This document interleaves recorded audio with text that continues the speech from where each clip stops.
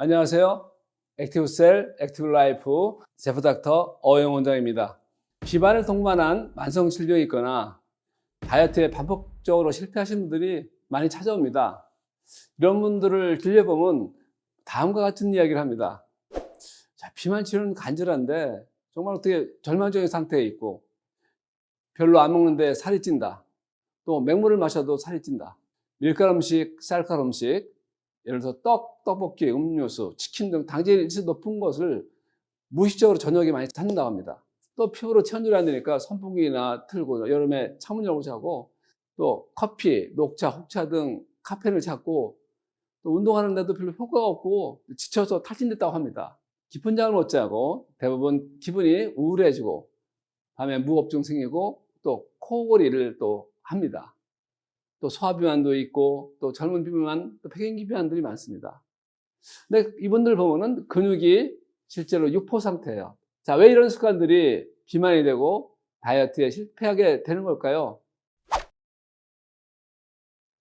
지방은 그리세롤과 지방산 세 개가 결합되어 있는 상태인데 이것이 그리세롤과 지방산으로 분리가 되어야지 이 지방산을 신체 에너지원으로 사용할 수 있습니다. 지방산으로 분해되어야 혈액과 간질을 통해서 근육세포에 쓸 수 있는 것이죠. 그럼 어떻게 해야 지방세포가 분해가 될 수 있을까요? 이 그리세롤과 지방산을 분리하는 데에는 물이 반드시 필요합니다. 자, 이 물은 어디서 올까요? 지방세포는 주변에 간질액이라고 하는 세포의 체액이 둘러싸여 있어서 여기에서 물을 공급받습니다. 세포의 기질인 ECM은 콜라겐, 엘라스틴 같은 섬유단백질과 또 나트륨과 물을 끌어당기는 글리코아미노클릭한 개그라고 하는 물질 등으로 이루어진 그 세포 사이의 구조물입니다. 이것은 나트륨을 포함한 다양한 전해질이 있어서 세포에 영양 공급을 하는 매우 중요한 기질이기도 하죠. 결합조직인 지방세포 사이에 있는 물질은 음이온이라 양이온인 나트륨이 오면서 물을 끓일 때 지방산 세개와 그리셀로 분해가 됩니다. 즉 간질기 없으면 지방도 분해가 안 되는 것이죠. 그리고 간질기 없으면 세포의 활동력이 떨어져서 근육세포에서 에너지로 사용도 못하게 되는 겁니다. 결국 건강을 위해서 국을 안 먹거나 과도하게 맹물이나 찬물을 섭취하는 것이 오히려 간질약 부족을 유발시켜서 살찌는 이유가 되는 것인데요.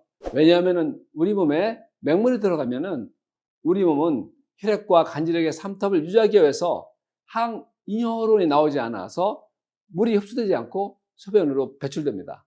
또한 찬물을 마시면 그 순간 체내 온도가 낮아져 심장은 심부 온도를 유지하려고 말초 혈액을 수축시켜서 간질액이 줄어들게 합니다. 이렇듯 맹물이나 찬물, 커피, 지나친 저염식 등은 모두 간질액을 줄어들게 하여 지방세포를 분해할 수 없게 합니다. 결국 지방세포를 분해하려면 맹물이나 커피가 아닌 우리 몸 체액 농도와 맞는 나트륨과 물이 들어가야 그리세롤과 지방산을 분해할 수 있기 때문에 오히려 나트륨, 전해질이 적당한 영양소가 골고루 들어있는 식단이 지방 분해에 효과적이라는 것이죠. 간질기 없는 비만 환자분의 피하 지방을 두 손으로 잡으면 아주 딱딱합니다. 딱딱한 지방이 꽉 차 있죠. 지방세포를 둘러싸는 간질액이 정상화되어 있지 않고 부족하면 지방세포를 분해할 수 없는 상태가 됩니다. 그래서 비만 환자들의 근육은 근육세포들이 좀 마르고 서로 찌그러져 있어서 마치 육포와 같은 형태를 가지고 있습니다. 저는 체지방이 많은 분들을 보면은 근육이 없어서 영양결핍이 된 힘이 없는 마른 분과 같이 똑같다고 생각합니다. 비만 환자분이 오시면은 딱 모양을 볼 때 좀 바짝 그 몸이 마른 상태에 지방이 많이 껴있다고 상상이 됩니다.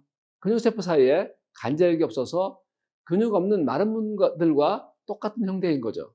자, 세포 안으로 포도당, 지방산에 들어가서 에너지를 만들어야 해야 되는데 이렇게 간질기 없이 근육이 말라 있으면은 근육도 활동하지 못합니다. 따라서 몸속 포도당이 세포 에너지로 활용되지도 않고 근육으로 쓰지 못하니까 남은 포도당은 전부 지방으로 축적이 됩니다. 일명 먹는 게 에너지가 아니고 살로만 가는, 즉 먹는 대로 살이 찌고 물만 먹어도 살이 찌는 체질이 되는 것이죠. 근육의 양보다 근육의 기능이 중요한 것입니다.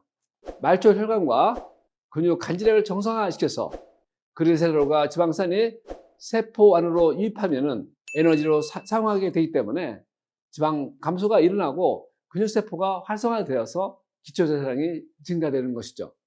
즉 세포 간질액에 대한 개념으로 건강해지면 체지방도 빠지고 건강한 근육으로 활기차게 살아갈 수 있습니다. 건강한 근육을 유지하면서 비만을 치료하고 예방하기 위해서는 한국 전통적인 산후조리 개념의 비만 관리가 필요합니다. 자, 미역국을 포함한 부담 없는 삼시세끼를 먹고 체온을 일정하게 유지하고 찬바람과 바람을 피하며 몸에 무리가 되지 않는 범위에서 활동량을 늘려나가죠. 자, 산후조리를 잘못하면 어떻게 되신지 아시죠? 팔다리, 허리, 온몸이 다 아프고요. 깊은 잠 못 자고 또 우울하고 또 몸이 붓고 또 살이 안 빠지고 비만이 생기잖아요. 비만 치료도 마찬가지로 이런 개념으로 접근해야 합니다. 그래서 국은 전해질 미네랄, 염분, 수분을 고르게 공급받을 수 있는 최고의 간질의 공급액과 같습니다. 지방이 분해되기 위한 수분을 공급해주고 세포 건강에 필수적인 간질액을 활성화시켜주기 때문에 육포된 근육을 정상적인 근육으로 만들어줍니다. 간질액이 없으면 위 기능이 떨어져서 아침에 배가 고프지 않지만은 육포된 근육이 회복되면서 위장 기능도 또 정상화시키게 됩니다. 또한 고강도 운동은 체력 소모, 탈진을 초래하게 됩니다. 근육세포가 회복되기 전인 초기부터 육포된 근육으로 무리하게 또 강도 높은 운동을 하면은 포도당, 수분만 빠져나가기 때문에 효과가 없습니다. 초기에는 오히려 근육이 회복될 때까지 충분히 쉬어주는 것이 도움이 됩니다.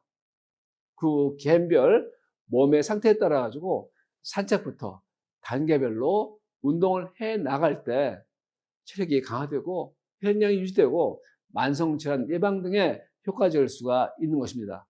반복적인 요현상이 있는 비만인 분이나 당뇨나 고지혈증, 고혈압 등 만성질환이 동반된 비만 환자분들은 이처럼 산후조리 하는 것처럼 시작해야 됩니다. 자, 여러분들 어떤 목표를 정하는 것이 아니라 일정하고 규칙적인 항상성 유지 건강 시스템을 만드십시오. 아주 작아 보이지만은 규칙적이고 좋은 생활 습관으로 건강 시스템을 만들게 되면은 처음에는 효과가 아주 미미하게 보여도 매일 1%씩 좋아져도 하루하루 지나면서 몇 개월, 몇 년 뒤에는 아주 건강해졌다는 것을 알게 될 것입니다. 비만 치료에는 여러 가지가 있겠지만은 간질액이 기본이 되어야 합니다. 결국 중요한 사실은 많이 먹어서 살찌는 것이 아니라 간질액이 없어서 살이 찐다는 사실입니다. 지방세포는 나트륨과 물을 통해 분해되지 않으면 지방세포로 머물 수밖에 없기 때문입니다. 나트륨과 물이 포함된 간질액이 정상화되어야지 지방세포가 분해가 되고 물질의 이동이 일어나고 근육세포로 포도당, 영양소가 들어가 재기능을 하게 됩니다. 즉 찬물, 커피 등으로 간질액을 줄이는 습관을 고쳐서 세포 건강을 개선하는 것이 비만 치료뿐만 아니라 건강한 신체를 위한 가장 중요한 핵심이 된다고 할 수 있습니다. 나비는 애벌레가 파란 물에 간질액으로 차 있는 고치 속에서 파묻혀 있다가 1년의 시간이 지난 후에 완전한 변태를 한 후에 드디어 나비로 태어납니다. 간질액 페로담이라는 생각의 변화가 내 미래를 바꿉니다. 지금도 수많은 비만 환자분들이 살을 빼기 위해 최선을 다하고 있지만은 과연 올바른 방식인가를 다시 한번 생각해 보시기 바랍니다. 감사합니다.